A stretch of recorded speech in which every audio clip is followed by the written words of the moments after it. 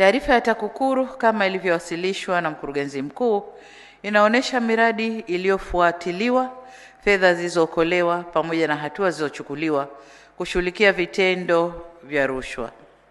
Hii ni kazi muhimu katika kulinda rasilimali za taifa na ninawapongeza kwa juhudi hizo. Kama tunavyojua kwa hakika kuwa rushwa ni adui wa maendeleo ya taifa na ustawi wa wananchi wetu, na rushwa hunyima haki kutendeka.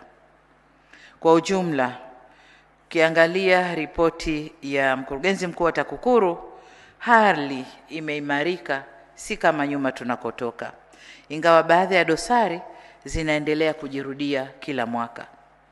Hapa ni kuelekeze mkurugenzi mkuu wa TAKUKURU kwamba chombo chetu kiendelee kuchukua hatua bila upendeleo wala muhali kukabili vitendo vya rushwa na ufisadi. Aidha, ni waase viongozi wenzangu ndani na nje ya serikali kuendelea kujiepusha na kupiga vita rushwa na ufisadi katika maeneo yetu ya uwajibikaji. Tukifanya hivyo, tutalinda rasilimali za taifa na kujenga msingi imara wa maendeleo endelevu kwa kizazi sasa na kizazi kinachokuja. Lakini nataka nitoe pongezi maalum kwa TAKUKURU.